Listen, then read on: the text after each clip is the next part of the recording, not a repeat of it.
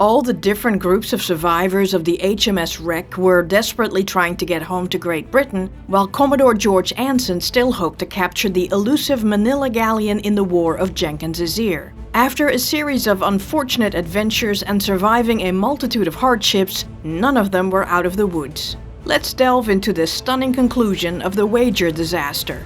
I am Yvette, this is Defragged History. Thank you for tuning in to the 6th and final episode of the HMS Wager. How it started, how it ended, and everything in between. Hope you've enjoyed the 5 episodes so far. If you haven't seen them all, please check them out for context. This video was made possible by my patrons on Patreon. Thank you all. These are my allies. And now, let's make all the pieces fit.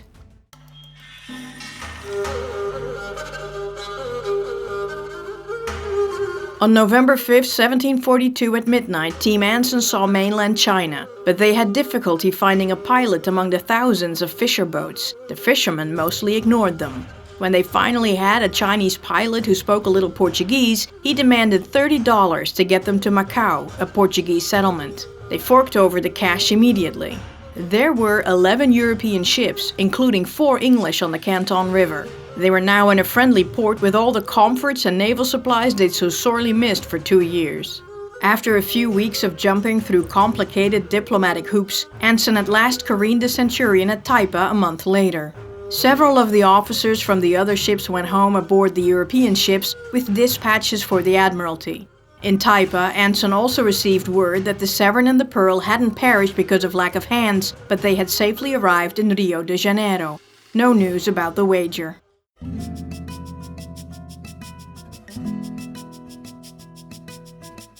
In the middle of December, the annual ship from Lima sailed into Tsecao harbor, and on January 2, 1743, the Cheap Four embarked for Valparaiso in the Kingdom of Chile. On the 5th day, a few leagues south of Valparaiso, the wind dropped, and a great swell pushed the vessel ever closer to the shore. They couldn't drop anchor because the waters were too deep. Then the Jesuit, who'd been seasick the entire journey, emerged from his cabin. He heard about the problem, returned to his cabin, brought out an image of a saint and had it hung in the mizzenmast. Then he kept threatening it. If the wind didn't pick up soon, he'd throw it overboard. Sure enough, the wind picked up and the Jesuit carried the image triumphantly back to his cabin. The following morning, they anchored in Valparaiso port. The Spanish captain told the governor of the fort about the 4 English prisoners on board. Soon after, they were ordered ashore. They thought they were once more in the land of the living. But their welcome committee were soldiers who surrounded them with their bayonets fixed on them, who then marched them up to the fort. A curious crowd, hearing there were English captives, flocked to see them. The blind governor, Don Andres de Arrabal, surrounded by officers, asked a few questions. He then bragged about the strength of the garrison, and had they seen their many brass guns? Team Cheap didn't know it, but Commodore Anson had paid Valparaiso a visit the year before. They were mighty suspicious of a small group of seemingly starved Englishmen. Who knows, it might be a trick, and Anson was still out there, lurking. Team Cheap were shoved into a very disagreeable hole. It was a prison cell of sorts, a house of correction usually reserved for whores. The cell had 4 bare walls and a heap of lime that filled 1/3 of it, and they were quickly covered head to toe in fleas. The place was so dark that they couldn't even see each other. The soldiers they saw were part of Rear Admiral José Pizarro's fleet that had been unable to round Cape Horn and landed in Buenos Aires. The admiral then went overland to Chile. The Cheap Four became a tourist attraction. Most locals paid them a visit, literally.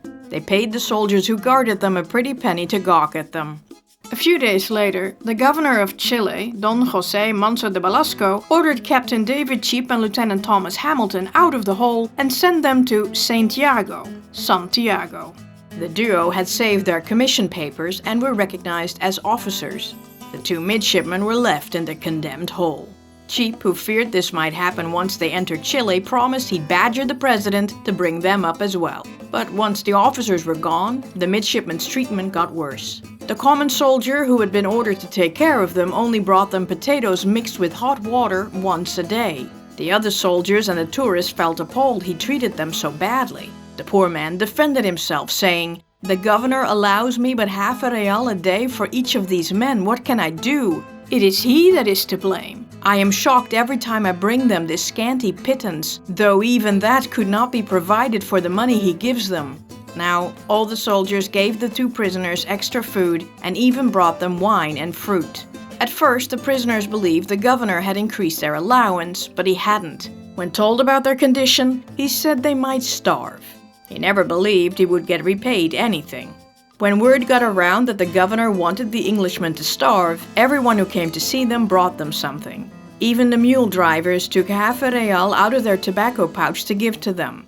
They tried to give the poor soldier his money, but he wouldn't hear of it. They might need it elsewhere. He used half his daily pay to feed them, though he had a wife and 6 children, never knowing he'd ever get paid back.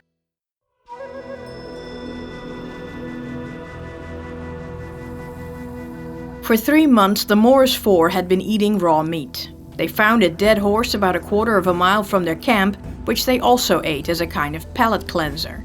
Despite their fear of the wild beasts and the wilder men, they went out further for provisions. Sometimes they caught an armadillo. They also found a large tree trunk that they could convert into a canoe with the seal and horse's skin to take them to Rio de la Plata, but they had no tools. Seaman John Duck remembered that 11 months earlier, during their first attempt to get to Buenos Aires, he'd thrown away a useless musket. They'd go look for it, hoping to turn it into a hatchet. They took raw seal and water and found the musket some 60 miles away. On the way back, they found several ostrich eggs half buried in the sand. They never saw the birds, but the meal was refreshing. Back at their home, they beat the half of the barrel flat with stones and turned the musket into a tolerable hatchet. Time to get to chopping. 2 days later, Midshipman Isaac Morris stayed at the hut as his 3 comrades headed out in search of provisions. When they hadn't returned that evening, Morris headed out, when, to my astonishment, I discovered about a dozen of horses galloping down the sandy bay towards our hut, and, as they came near, I plainly saw men on their backs, and that they were Indians. There was no use in running.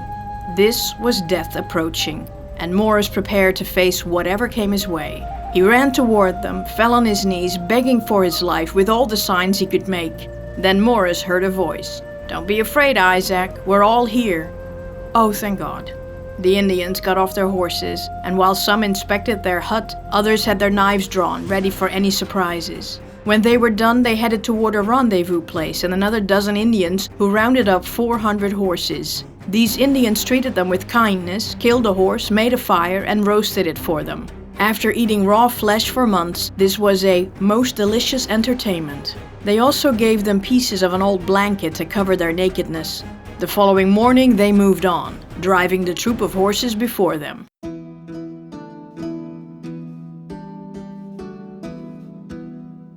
Gunner John Bulkley and Carpenter John Cummins stayed with their families a few days and then went to London to meet with the Lords of the Admiralty. Bulkley proudly submitted his journal, which he had guarded with his life, for their lords' inspection. He also handed over the supporting legal-ish documents that had been drafted underway, documents that Lieutenant Robert Baines himself had clearly signed. The lords had heard the lieutenant's account, a narrative made entirely from memory, but here was a detailed daily journal. The journal remained at the office, but few wanted to study the epic closely. Finally, they asked Bulkley and Cummins to make an abstract by way of narrative, that it might not be too tedious for their lords' perusal. The lord studied the narrative, then called an inquiry into the whole affair, calling forth all the Wager's officers. Then they postponed the inquiry until Commodore Anson or Captain Cheap returned. However, none of the Wager crew would get paid their wages nor be able to get a job in His Majesty's service till everything related to the Wager was more plain and conspicuous. Since this was applied to all Wagerians equally, everyone was content with the lords' decision. All they wished now was for the safe arrival of the Commodore, who'd give them a good character reference. As for Captain Cheap, they'd heard nothing about him as of yet, and they didn't expect him to return. Bulkley was safe from his wrath. Well, not so fast, Sonny.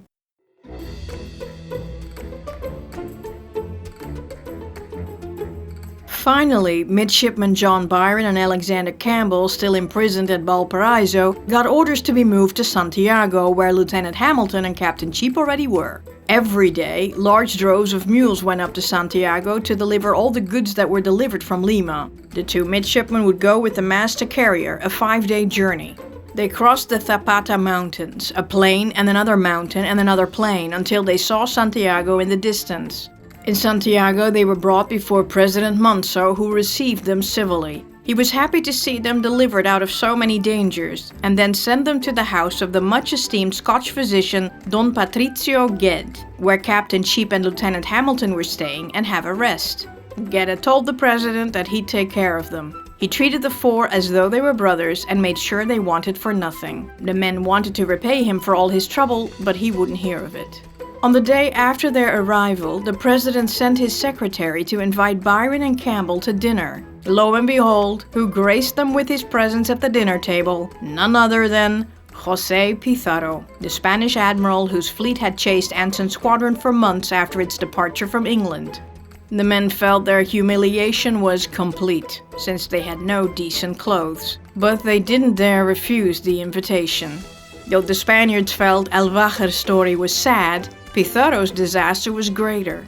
On the last day of February 1741, a little west of Cape Horn, Pizarro's squadron was caught in such a violent storm that it scattered the entire fleet. On March 7th, the fleet encountered another storm from the northwest, bringing so much snow, half a yard on deck, with the wind blowing furiously, that the ships were driven so far eastward they were forced to turn back.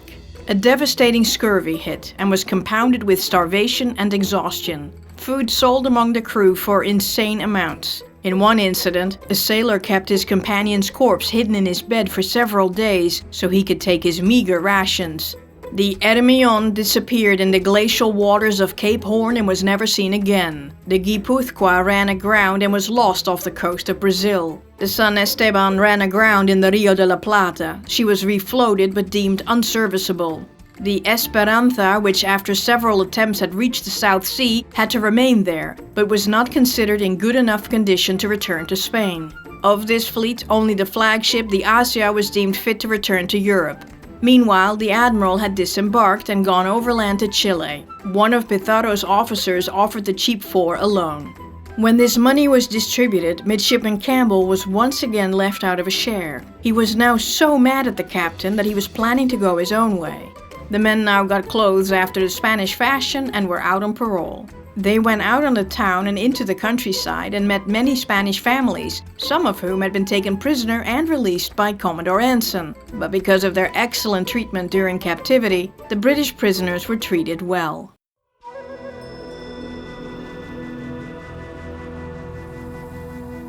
After about 3 weeks, the Morris Four ended up at another rendezvous point some 200 miles southwest of their hut. They arrived in an Indian village with huts made from poles and the skins of horses. These Indians and their wives and children stared at the Morris Three as though they'd never seen white people before. I say three because the fourth man, Seaman John Duck, was a mixed black man whose skin tone matched the natives. The Morris Four were bought and sold or wagered many times for the low price of a pair of spurs, a brass pan, ostrich feathers, and the like. Sometimes they were part of a dice game, and often they changed masters several times a day. They stayed in the village for almost a month until all horse hunting parties returned. Then they took the 4-month journey to their chief's town, where the king lived some 1,000 miles inland from the coast. The Morris Four traveled by day and stayed the night in removable huts to shelter them from the weather. They lived off horse flesh, which some ate raw, others broiled or roasted.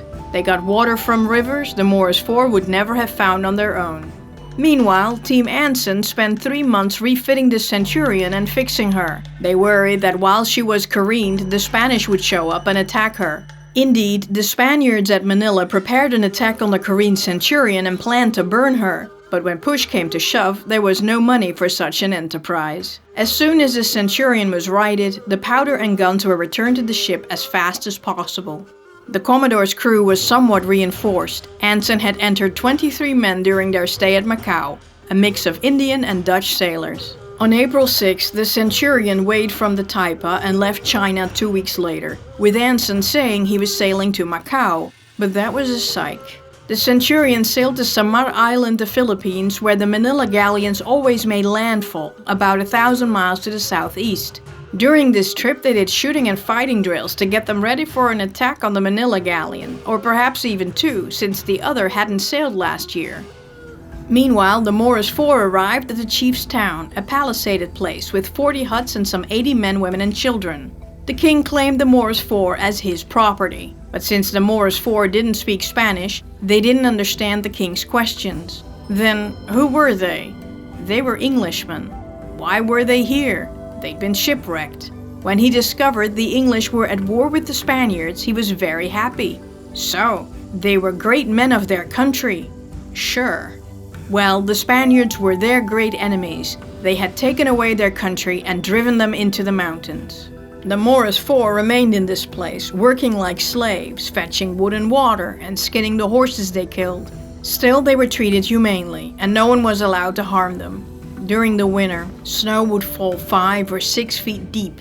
In the town were 4 Spanish women, who'd been captured during a skirmish near Buenos Aires. The king gave each of the Moorish Four a wife. And well, some had children with them.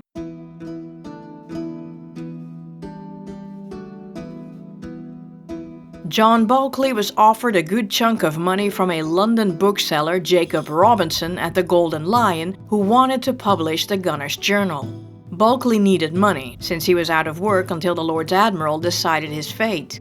But Bulkeley, ever aware of protocol, asked permission from the Lords of the Admiralty to publish it. He received a verbal reply. The journal is your own, and their lordships have nothing to do with it, so you may do as you will with it. A Voyage to the South Seas in the years 1740-41, a faithful narrative of the loss of His Majesty's ship the Wager on a desolate island in the latitude 47 degrees south, longitude 81 degrees 40 minutes west, was the title and part of the subtitle of the book that gunner John Bulkeley, with carpenter John Cummins mentioned as co-author, published. The book was received by an eager audience who wanted to know all about the shipwreck and the alleged mutiny. It was also serialized month by month in the London Magazine. By printing the first plain-spoken narrative, Bulkeley shaped the public's perception in his favor. The public saw Bulkeley as a heroic sea dog who'd overcome all odds during an epic sea voyage, including an unreasonable and vicious captain. It wouldn't surprise you that this version appears editorialized. Some members of the Admiralty and aristocracy thought the book proved there had been a mutiny, clear as day. Mutiny at that time meant a collective refusal of duty and acts of insubordination.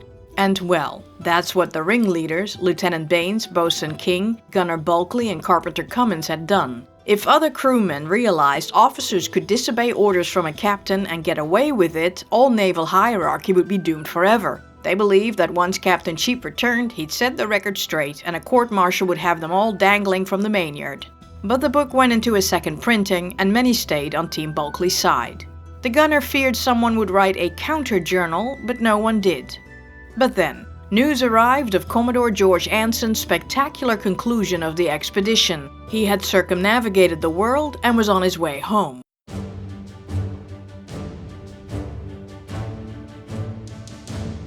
Most of the fighting in the War of Jenkins Ear happened in New Granada and the Caribbean Sea. The most significant operation of the war was one of several failed British attacks on Cartagena in 1741, which resulted in heavy casualties. There were minor actions in Spanish Florida, Georgia, and Havana, but major operations were over by 1742. By then, for Britain and Spain, the war quietly slipped into the War of Austrian Succession in Europe, which started in 1740. It pitched France, Spain, Sweden, and others against Austria, the Dutch Republic, Great Britain, and others. But Anson wasn't done yet. The Commodore, with his 227 hands, 30 of whom were boys, planned to cruise off Cape Espiritu Santo on his ultra-secret mission to find the stout Manila Galleon of 500 hands, perhaps even 2, that they expected around June. The Commodore didn't care about the disproportionate strength because his was a man of war, theirs was a merchant vessel. He fooled everyone into believing he was headed for Macau, but he informed the men of his true plan once they were clear of the coast. Anson expected the crew to be happy now that they had wealth in their grasp. He wasn't wrong. The crew gave 3 cheers and declared they would succeed or perish. Anson reserved 2 sheep for dinner with the general of the captured ship. He stayed far off the Cape, but was seen multiple times. Those in Manila didn't believe it, but the sightings couldn't be ignored. A small fleet was prepared to be sent out to intercept Anson, but the monsoon season stopped everything in the tracks and the plan was abandoned. Meanwhile, now that June had arrived, the Brits were impatiently waiting for the galleon. After a month at their station, at sunrise, they discovered sail. Everyone was joyful. This was it. All hands to battle stations. At 7:30 a.m., everyone could see the ship. The Nuestra Senora de Covadonga fired a gun and reefed the topgallant sails as a sign for her consort to hurry and catch up. Anson fired his gun to leeward to amuse her. The galleon just kept coming at them and didn't change course. The Covadonga was coming in for a fight, but there was no second ship in sight. She was much larger than the Centurion, had 550 men and 36 guns mounted for action, besides 28 pedreros in her gunwale, quarters and tops. Anson picked 30 of his choicest hands and best marksmen to climb to the tops. He didn't have enough hands to fire all the guns. Each gun needed 8 men to fire, so he had 2 men loading each gun on the starboard side, with flying crews of 10 men who would pull the gun forward and light it once it was primed and ready. All guns were used, not for whole broadsides with intervals, but for a constant fire without intermission. The Spaniards always ducked for cover when a broadside was fired and then jumped up again. This was now impossible. Towards 1 o'clock, Don Jeronimo Montero raised the Spanish royal flag. Anson hoisted his British colors. Once within pistol shot, it was on. Montero shot all guns at once. Anson unleashed his machine gun. Pull cannon forward, fire, run it back, close the portal and on to the next gun. Lawrence Millichon wrote, "Nothing was to be seen but fire and smoke, nor heard but the thunder of cannon, which was fired so quick that it made one continued sound." The Centurion's gun ports were larger, and the guns were moved to aim at the ship. At once they caused a fire aboard the Covadonga, whose crew was in a state of panic, but the Brits worried as well. If that ship burned, they might get caught in the conflagration. But the Spanish cut away the burning netting and let it drop into the sea. The battle raged on. Cannonballs were fired. Chain shot was aimed at the rigging, but the Covadonga added nails, metal, lead balls and stones in the firing mix meant to do maximum human damage. The Centurion relentlessly kept firing her guns at the hull near the waterline, while the sharpshooters in top, having scared off their counterparts, were picking off officers on the Spanish decks, wounding and killing them. They also picked off General Montero himself, leaving the sergeant major in charge, who was promptly shot in the thigh. Then the head of the soldiers took over, but his leg was blown off. The crew panicked and were only with great difficulty brought back in line. The action went on for half an hour before the Centurion lost the advantage and was close alongside the galleon. So the enemy fired for an hour longer, but in this position the Commodore's grape shot swept their decks very effectually, and the number of their slain and wounded became so considerable that they began to fall into great disorder, especially as the general was down for the count. At last they yielded and struck their flag. Now the Centurion took possession of this rich prize. She carried gold, silver, coins, porcelain, jewel, most of it hidden aboard the ship, amounting in value to near $1.5 million, nearly $80 million today. The Covadonga had 67 killed in action and 84 wounded, while the Centurion had only 2 killed and 17 wounded, of whom all but 1 recovered. Anson and his party had captured the greatest prize of all the oceans. They returned to Canton and then went home. The War of Jenkins Ear had almost been a bust. The capture of the Manila Galleon didn't change that, but Anson was welcomed home like some kind of superhero, with newspapers calling his mission Great Britain's Triumph. The Commodore and his men led the procession of heavily guarded treasure wagons laden with 300 chests of pieces of 8, 18 chests of gold bars, barrels of gold dust, fine swords and candelabra, the most valuable prize the Navy had seized up to that date. The parade was accompanied by kettle drums, trumpets and French horns. Some argued that Anson was far from successful, having lost 7 of his 8 ships and 1,666 of the 1,854 men, but the general mood was ecstatic. Each man got his 300-pound share, wages for 20 years. The Commodore was promoted to Rear Admiral of the Blue, received a knighthood and was given millions of the prize money. Amid this good news, the only good news, the mutinous and murderous Wager disaster seemed to fade quietly into the background. Anson had nothing meaningful to contribute in the evidence against the alleged mutineers, so the case was left pending until Captain Cheap returned, if he ever did. And just as well, so the euphoria of Anson's triumph wasn't spoiled. Baines, Bulkley, and the officers were relieved. There had been no word of the captain for 3.5 years. There was no way he'd survived. Well, Captain Cheap was on his way home, and so were Team Morris.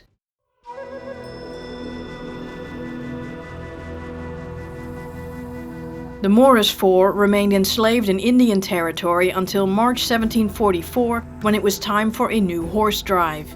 But Team Morris finally got the natives to understand that they'd fetch top dollar in Buenos Aires. The chief agreed to find out more about that. The governor promised $15 for each. This offer was accepted. However, the Indians wouldn't let go of John Duck, a mixed black man born in London, whose skin tone was so close to the Indians' that they considered him to be an Indian. He was sold to a master farther up in the country, where he likely ended his days, because the now Morris Three never saw him again. The Morris Three were taken to the governor, who paid the Indian his ransom, $90 and a few trifles, and then dismissed him. An Asiento trader, Mr. Gray, had offered the money for them. They were released on parole after they told their harrowing tale. The governor tried to convert the men, to turn them Catholic to serve the King of Spain, but they responded they were Protestants and true Englishmen, and hoped to die so. Morris recalled, "Many tempting offers were made to seduce us, but thank God we resisted them all." When this was their final answer, the men were sent as prisoners of war aboard the Asia, Admiral José Pizarro's flagship, which had been moored for over 2 years at Montevideo, about 30 leagues downriver from Buenos Aires, awaiting orders to return to Spain. On board the Asia were 16 other English prisoners whom Spanish merchants had taken from the Philip a year before in the Rio de la Plata. But the English weren't treated as prisoners of war, but as slaves. Every morning they had to swab and clean the decks fore to aft. After the work was done, they were confined between decks, closely guarded by a sentinel as though they were criminals, and without proper victuals. They got so fed up with their poor treatment that the Morris Three joined other English prisoners to escape the ship at the risk of their lives. They would swim the 1/4 of a mile to shore and then travel to a Portuguese settlement on the north side of the river. One night they escaped from their guard. Many were caught before they even got in the water. Only Midshipman Isaac Morris and one other got to swimming. Morris was naked. The other man had a shirt wrapped around his head. But before the two got halfway to the shore, a gun was fired from the ship to alarm the town. The duo got ashore and traveled until 2 in the morning. It was freezing. Their feet swelled and were full of thorns. They could travel no farther and lay down in the bushes. After daybreak, they surrendered to some men on horseback. The following day, soldiers carried them back to the ship. They were put in stocks, neck and heels, for 4 hours every day for 2 weeks.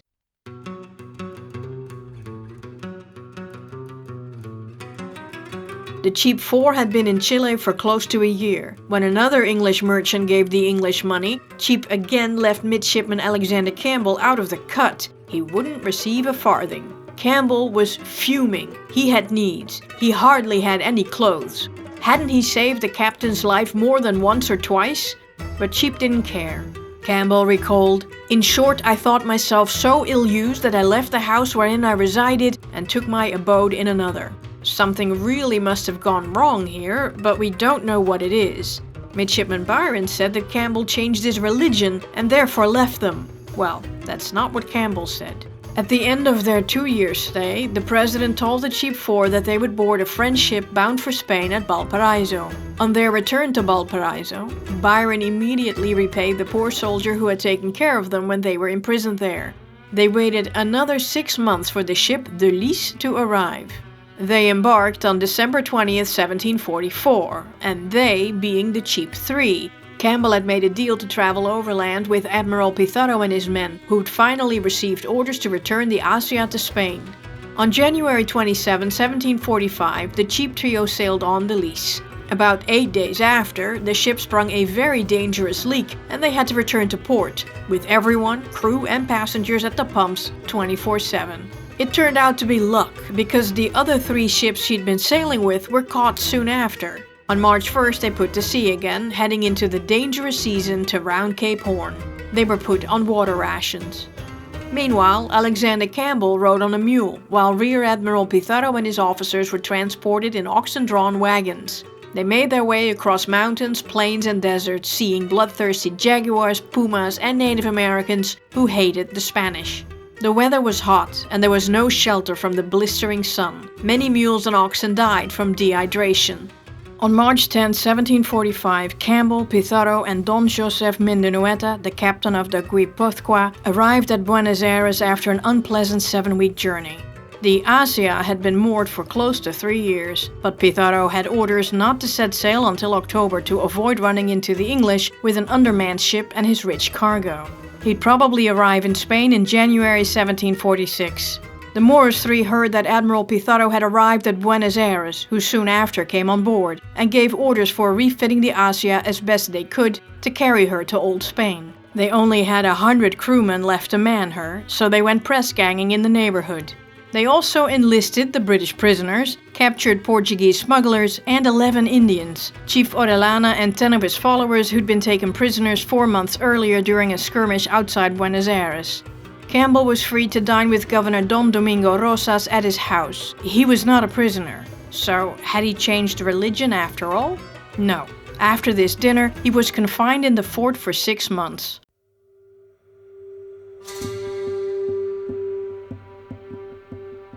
The journey of the Cheap Trio was fraught with freezing, violent gales, and that was even before they got to the Cape. They sailed down from Juan Fernandez and they got around the Cape fine, but then they only slowly moved north. Meanwhile, Admiral Pizarro arranged for Campbell to be released from his cell after serving 36 days, and the town of Buenos Aires became his prison. But then reports came that some English men of war were seen on the Rio de la Plata, and he was again locked inside the fort for another 22 days. Once the story proved to be a rumor, he was released again. The ship carrying the Cheap Trio was running out of water. Since it would be impossible to reach Europe without victuals, they put in at Martinique. It took them a while to find it. In the morning, Captain Cheap saw a beef barrel float past. The English were near. Sure enough, 2 sail appeared on the horizon, and since there was no wind, the French and Spanish were getting worried. Indeed, they were 2 English men of war, chasing them. The French thought of stranding the ship on the shores of Puerto Rico once the wind turned, but since pirates ran that place, who'd cut their throats and plunder the wreck, they'd take their chances with the English. When a breeze sprang up, the English ship closed in amazingly fast. Everyone figured they were done for and acted as if they were already boarded. They put on their best clothes and started filling their pockets with valuables. Several men asked the English to take their gold. They'd rather have them have it than the other English. But after nightfall, the ships disappeared from view. They'd given up the chase. How unfortunate for them, since the lease held $2 million on board, plus valuable cargo. A few days later, they found the 2 cruisers had taken 2 other ships the night before. They'd gotten lucky. In the afternoon, they came to anchor in Cape Francois harbor. In August 1745, Campbell at last received orders to go to Montevideo to embark for Europe. Here, Campbell met his fellow midshipman Isaac Morris, a prisoner on the Asia. The midshipmen quickly relayed all their adventures, from being left by Team Bulkley to their survival, enslavement and imprisonment.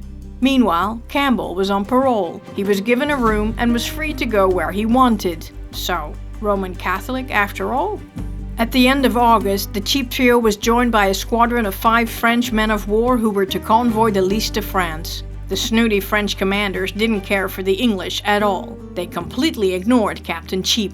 On September 6th, the lease put to sea, accompanied by 5 men of war and over 50 merchantmen. They were told to keep close in case any privateers wanted a nibble. But sometimes the ships got so close that they ran into each other, and then they had to lay to for a whole day to repair the damage.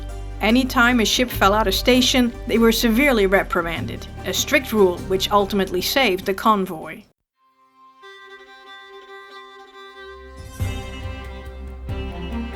The Moors III, who had been aboard the Asia 18 months, heard of the cartel, an agreement for exchange of prisoners between England and Spain, and the governor told them they would go to Europe in the first ship that would sail for Old Spain. That turned out to be the Asia. On October 13th, Midshipman Alexander Campbell embarked as well. In early November, Rear Admiral José Pizarro set sail from Montevideo. The Spaniards treated the English prisoners and especially the Indians with great insolence and barbarity. The natives were cruelly beaten on the slightest accusation, but more often than not, the Spaniards just wanted to flex their superiority muscle.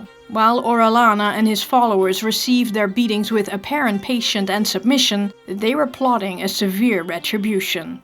Orellana sounded the interest of the Englishmen, enemies of Spain, if they cared to join him in their revolt. But they weren't nearly as vindictive as he expected. He let it be. His own men obeyed him without question. They gathered knives and made slingshots. One of the officers ordered Orellana to climb the mast, which he couldn't do, so he was beaten within an inch of his life and left bleeding on the deck. This was the cue for the attack.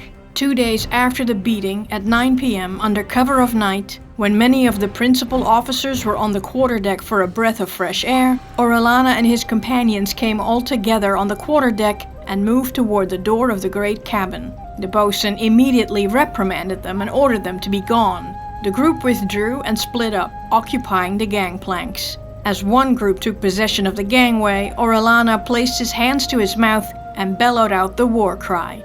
This hideous yell was the signal for beginning the massacre. They all drew their knives and brandished their slingshots. The chief and 6 men on the quarterdeck went in for the kill. 40 were dropped, a dozen killed on the spot and the rest disabled. Campbell, hearing strange sounds, went up the after ladder but was immediately knocked down. Then he saw a soldier drop dead. Campbell returned to his berth to get his sword. All the ship's company were now in an uproar, crying out, "A mutiny! A mutiny!" Many of the officers pushed into the great cabin where they put out the lights and barricaded the door. The 12 Indians occupied the quarterdeck, and not a Spaniard dared attack them. They feared the Indians would set fire to the ship, since the nettings and hay for the cattle were on the quarterdeck. Anyone who tried to get past the gangplank was killed on the spot, driven among the cattle or up the shrouds. Campbell and an elderly Irish officer joined him as he hoped to regain control of the quarterdeck. Those in the forecastle were cut off from communication. They were scared when several wounded managed to pass the gangway toward them. They had no idea who ran the mutiny and what the numbers were, so they fled into the rigging. In the great cabin, Admiral Pizarro and Captain Mindinoeta tried to figure out how to regain possession of the ship. Orellana broke open the arms chest, which on slight suspicion of mutiny had been ordered there a few days before. He hoped to find swords, but there were only firearms. The swords were underneath, but he didn't see them. Now that the noise had subsided, Pizarro in the great cabin could shout through the windows and portholes to find out what was going on. They discovered the English weren't involved in the mutiny and that it was run entirely by Orellana and his 10 people. Pizarro worried the pressed men might join the Indians. The officers planned to attack them on the quarterdeck. They had pistols but no powder and ball. But they called out to those in the gun room and lowered a bucket out of the cabin window. Powder and ball were sent up. The officers loaded their pistols, partially opened the cabin door, and fired at the Indians on the quarterdeck. Mindinoeta had the good fortune to shoot Orellana dead on the spot, just as Campbell and a few others forced their way up the gangway. Now the Indians were under attack from 2 directions. When they no longer heard Orellana's voice, they got on the rails of the quarterdeck and jumped overboard, crying out, "Though you have killed our king, you shan't have the pleasure of killing us." All men perished. They found 11 men slain outright, among whom were the master of the ship and 2 mates. 38 were wounded, 5 of whom died of their wounds. For a while, the English, who weren't part of the mutiny, were treated with a little more humanity, until the Spaniards asked them to join their military. Moors recalled, "But finding nothing would work on us, we afterwards felt the smart of his resentment by severe usage."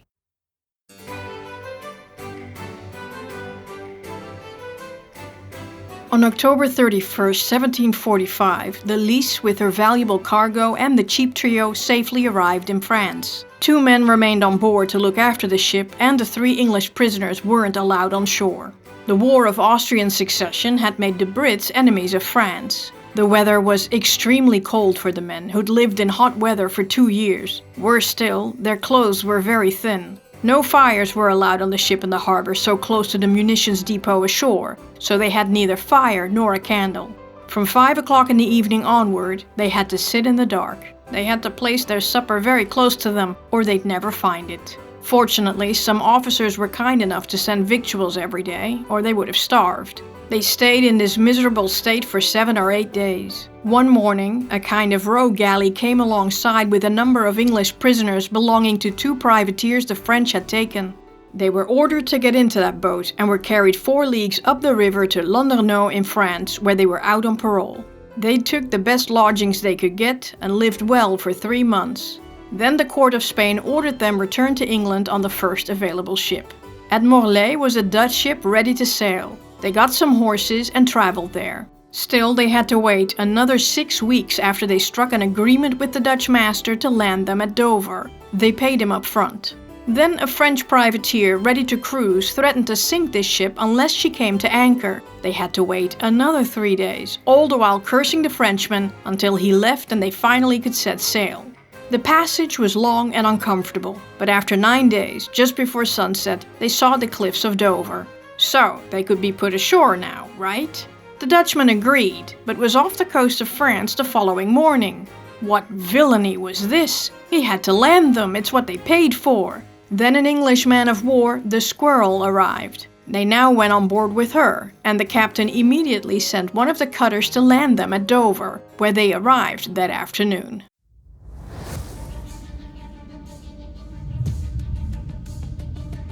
On January 20th, 1746, the Moors III and Midshipman Campbell aboard the Asia arrived in Corcubion, Spain. When some ships appeared, all Englishmen, including Campbell, were put on guard. They stayed confined for 3 days and 3 nights. They had reason to be worried. Firstly, the Asia was very rich, having upwards of $5 million on board. Secondly, they had few hands, and those were all weak and sickly. They waited there for 20 days before they moved on to Ferrol. Campbell was ordered to Madrid, where he was again confined and interrogated. So, not a Roman Catholic then. They offered him to enter into their service, but he refused. He claimed he'd rather be a common officer in the service of his own king than an officer under another. Campbell begged his captors to set him free so he could make his way home via Portugal. His captors promised they would ask the king. He'd have an answer soon. The following day he was given a passport to Lisbon. But the weather had been bad, with the rains having washed out the roads. So he had to stay in Madrid 5 days longer, and the journey to Lisbon turned out uncomfortable. Some claimed Campbell had begged to be enlisted in the Spanish Navy, and when they refused, he went home instead, hoping to get reinstated in the British Navy. Campbell fought this claim, but he never denied having changed religions. The difference in treatment between the Moors III and Campbell must be noted here. The Moors III were still on board as prisoners of war, and had to get aboard a ship headed for La Coruña. They told the admiral if they weren't sent ashore, they'd refuse to remain slaves on board. The following day they were sent ashore and straight into prison, on bread and water, chained together like criminals. They remained confined for 15 days. Once the ship was ready to set sail, they were released from their dungeon and, under close guard, transported to the ship bound for La Coruña. As soon as they arrived, they were put in the guardhouse for 2 days, and from there they were sent to San Antonio's castle, a prison on an island at the entrance of the harbor reserved for thieves and felons.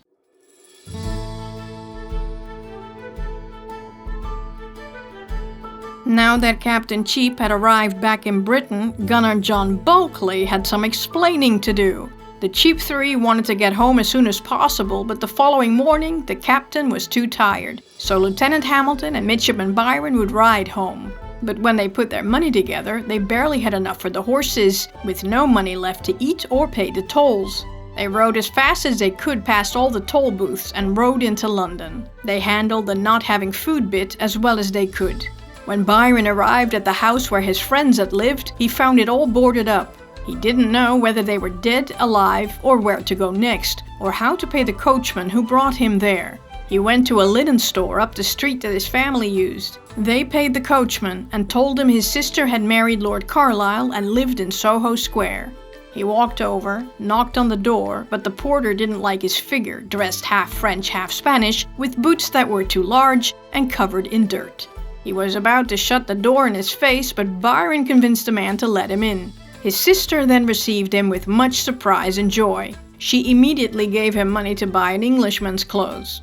Captain David Cheap finally made it into London. He was none too pleased to find that Gunner Bulkley had defamed him in a book of all things, in which he claimed the captain was an incompetent and murderous commander. That accusation wouldn't just end his military career, but his life. The return of the captain fueled more stories in the press, most of them made up. Cheap immediately wrote a letter to an Admiralty official accusing Bulkley and his associates of being liars. For what can be expected of such poltroons? after most inhumanely abandoning us and destroying at their departure everything they thought could be of any use to us. Cheap decided to wait until the court-martial to tell all to a jury of his peers. He'd burn that gunner down and everyone with him. Once the hearing was complete, he'd be exonerated. I flatter myself that my conduct will appear unblamable both before and after our shipwreck. Everyone would hang. He was sure of it.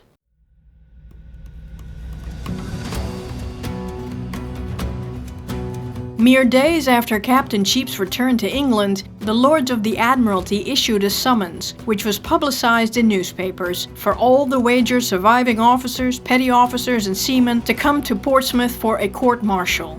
While a trial should clear up all the contradictory narratives and render justice, it would also reveal the lawlessness and barbarity of them wonderful British naval officers and seamen. It wasn't going to be pretty, and it wasn't going to be wanted. Depending on the salacious details, this trial might overshadow Anson's glorious victory over the Spaniards. In London, Gunner Bulkeley heard about the summons. There was a warrant out for his arrest. Bulkeley had dinner at the Pole's Head Tavern where the deputy marshal was to dine that day. After dinner he talked to him, pretending to have a near relation to one of the castaways, worried he would suffer. So, what was going to happen to that gunner then? He'll be hanged. Bulkeley was stunned. For God's sake, for what? Not being drowned? And is a murderer at last come home to be their accuser? I have carefully perused the journal and can't conceive that they have been guilty of piracy, mutiny, nor anything else to deserve it. It looks to me, if so, that their adversaries have taken up arms against the power of the Almighty for delivering them. The deputy marshal replied, "Sir, they have been guilty of such things to Captain Cheap whilst a prisoner that I believe the gunner and carpenter will be hanged, if nobody else." Bulkeley finally admitted that he was the unfortunate gunner of the Wager. It was the marshal's turn to be stunned, but he immediately took the gunner into custody and confined him at his house until the rest of the officers were brought up to town. Lieutenant Robert Baines, Carpenter John Cummins, Boatswain John King, Master's Mate John Jones, and Captain Cheap, John Byron and Lieutenant Hamilton were all imprisoned on the HMS Prince George out at sea. Captain Pemberton was nowhere to be found. They were told once more they'd be hanged. When Cheap was asked what he had alleged against them, he responded, "Gentlemen, I have nothing to say for or against the villains until the day of trial, and then it is not in my power to be off from hanging them. They would all testify in court so that justice could be served." All Wager survivors who had been traced signed depositions which would be read out loud at the court-martial. When Bulkeley was called to record his, he protested that he still did not know exactly what charges were being filed against him. According to the laws of the country, a prisoner had a right to know of what he was accused. He also complained that now he had no way to prepare a proper defense. He was told that, for now, he simply needed to provide the deposition on the cause of the shipwreck.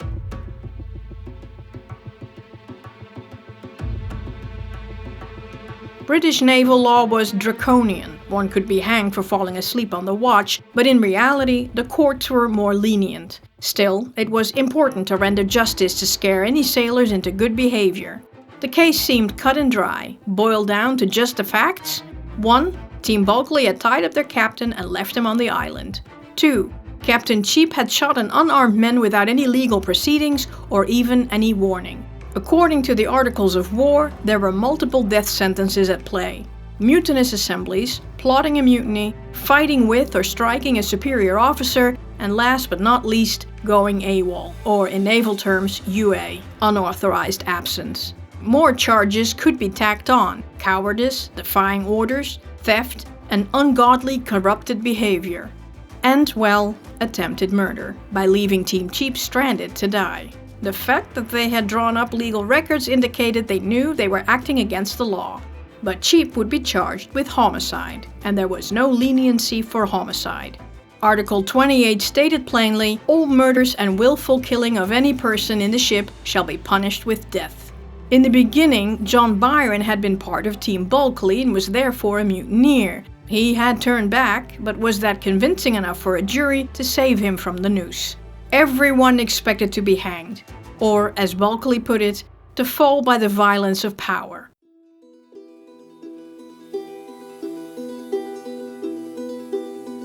On April 15, 1746, the court-martial started, with 13 judges assigned to the HMS Wager trial.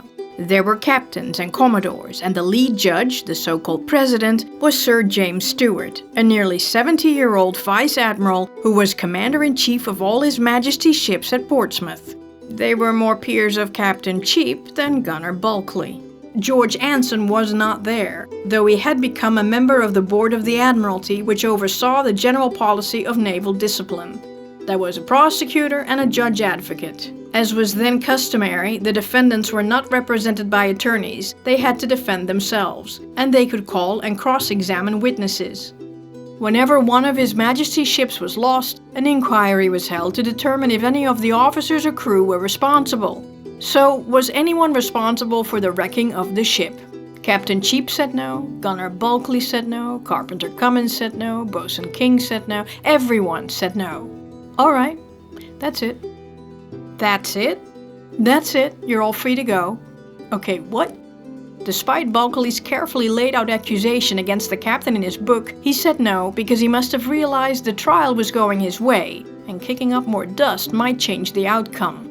The unanimous decision read, Captain Cheap had done his duty and used all means in his power to have preserved His Majesty's ship the Wager under his command. As he says, he has no charge to lay against any of the officers of the said ship, save only against Lieutenant Baines. Therefore the court do acquit him and the said Captain Cheap and all the officers and ship's company. Baines was the only one who was considered guilty for failing to report the sighting of land by Carpenter Cummins to the captain, and for failing to consider the weak condition of the ship and crew, for which he got a reprimand. Turns out, the Navy wasn't interested in dredging up any more dirt. There was no legal precedent for a mutiny after a ship had wrecked, so no justice could be rendered.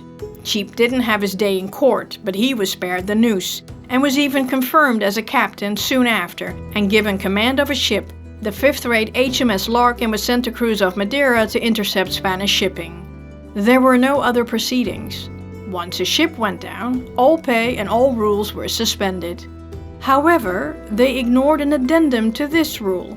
If seamen could still get supplies from a wreck, then they continued to be on the Navy's payroll.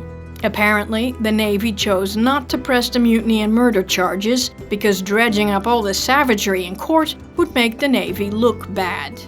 They needed to make sure that the world knew its imperial forces, its civilization, were inherently superior to all others. Officers being brutes didn't fit that narrative. Also, the Lords of the Admiralty didn't want to remind the public that the War of Jenkins Ear had been a failure. Plus, they had to keep the public on board with the naval missions. The official inquiry into the Wager affair was permanently closed. But some Wager survivors were still on their way home.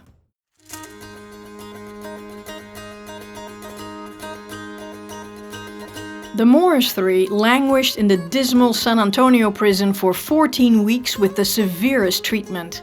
Then the court of Spain ordered them sent to Portugal, and were given a real per day. They went to Oporto, and on April 28, 1746, they boarded the Charlotta Snow bound for London.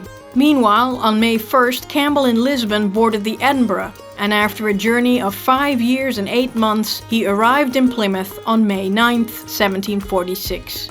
Now, to his shock, Campbell found out that Captain Cheap had told the Admiralty that he was in Spanish service. How would he have been granted a passport from a minister in Spain? How could he have arrived so close after Captain Cheap? Alexander Campbell planned to publish his version to clear his name. On July 8, 1746, the Morris Three, Isaac Morris, Samuel Cooper, and John Andrews arrived in London. Morris published a 48-page narrative, adding to the ever-growing library of accounts about the Wager affair.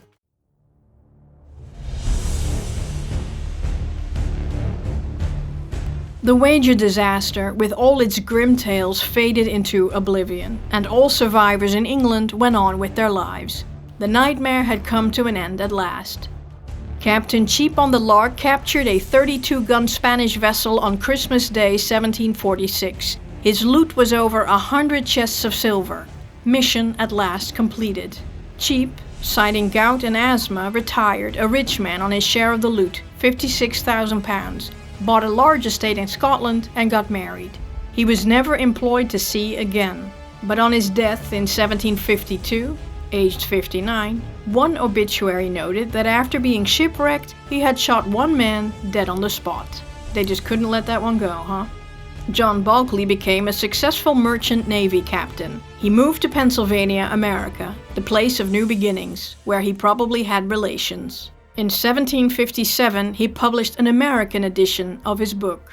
His descendants remained at sea. One fought with Nelson and another with John Paul Jones. One of his descendants was Vice Admiral John D. Bulkeley, USN, one of the most decorated officers of World War II, and in 2001 had a destroyer named after him. Alexander Campbell wrote his version of events in the sequel to Bulkeley and Cummins' voyage to the South Seas. In it, he defended himself against allegations of treason, and he burned Captain Cheap to the ground for his erratic and baseless behavior toward him and the others. However, Campbell was considered a traitor, and unable to convince the Admiralty he wasn't in the Spanish service, his version of events was quickly suppressed. He then fled the country and joined the Spanish military as infantry lieutenant, a Roman Catholic after all. In 1751, he married Catalina Rico in Lima, Peru, was naturalized a Spanish citizen in 1759, and in 1766 he became a corregidor in Chilean, Chile. He's last heard of in 1770, when he, as a lieutenant colonel, was fighting the Araucanos, a native tribe in northern Chile. Carpenter Cummins is lost to history, and midshipman Isaac Morris joined the merchant service. Lieutenant Baines is not heard of again, other than that he died in 1755. In 1752, an affecting narrative of the unfortunate voyage and catastrophe of His Majesty's ship Wager, written by Anonymous, was published, compiled from authentic journals and transmitted by letter to a merchant in London from a person who was an eyewitness of all the affair. Considering its content, it could only have been written by one of the Bulkeley three. Bulkeley and Cummins wrote theirs, so this had to be the Cooper John Young's version. Some insist it was entirely made up, based on Bulkeley's book. But by studying it closely, it is clear it was written by someone who knew a lot more than Bulkeley and contains details that just don't seem invented. Young simply used Bulkeley's book to jog his memory and then rewrote the account into his own narrative, which has more prose and wasn't as stark as Bulkeley's book. John Byron found out he'd been promoted to lieutenant during his 5-year absence. He was promoted to captain 6 months after the court-martial. He married and had 6 children. He stayed in the Navy for 2 more decades, getting promoted all the way to Vice Admiral along the way. Since violent storms followed him whenever he put to sea, he earned the nickname Foul-Weather Jack. As Commodore of his own squadron, he circumnavigated the globe. He was also ordered to be on the lookout for any Wager castaway survivors on the shores of Patagonia. He found none. He completed the voyage without losing his ship and with few scurvy deaths. In 1768, Byron became the governor of Newfoundland. Following naval tradition, he'd never spoken about the Wager affair until now. 2 decades after the court-martial and long after Captain Cheap had died, Byron finally published his own rather randomized version of the story. He supported Campbell's and Bulkeley's view that his former captain was rather self-serving and his behavior throughout the ordeal had been dangerous and rash.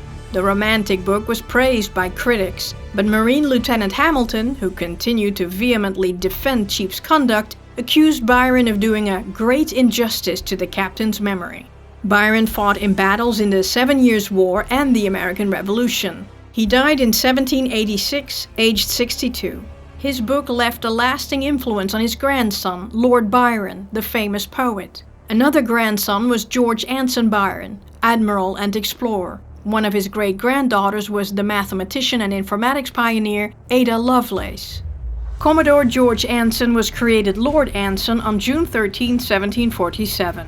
During the War of the Austrian Succession, he captured an entire French fleet, but his greatest impact came not as a commander but as an administrator. He was made First Lord of the Admiralty in 1751 and became Admiral of the Fleet in 1761. Anson died a year after becoming Admiral, aged 65. During his service on the board of the Admiralty, the father of the British Navy helped to reform the Navy, addressing many of the problems that had caused so many calamities during the War of Jenkins' Ear. Some of the changes were related to the many problems he encountered on his voyage, such as avoiding sending invalids to sea, introducing uniforms to distinguish the men of war from merchantmen, and clarifying command structure after a shipwreck to prevent the chaos on Wager Island. Legislation was introduced to bring the Marine regiments under Admiralty command, which led to the formation of the Marine Corps in 1755, which became the Royal Marines in 1802. An investigation into the cause of scurvy was launched, and by 1756, a regular supply of fresh victuals made the malady of the sea practically a non-issue on subsequent missions. James Cook and Horatio Nelson eventually overshadowed Anson.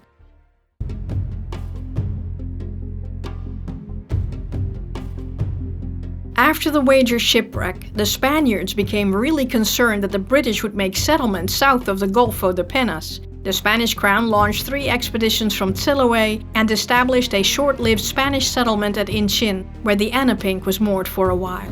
The Wager wreck site was named Perdida de Guayaneco, the loss at Guayaneco Island, and was the center of evangelical activities in southern Chile, and the tribes in the area were all Christianized. In the early 19th century, the British mapped the area and named Wager Island, now called Isla Wager, and Byron Island, the place where Byron had made his choice to leave Team Bulkeley.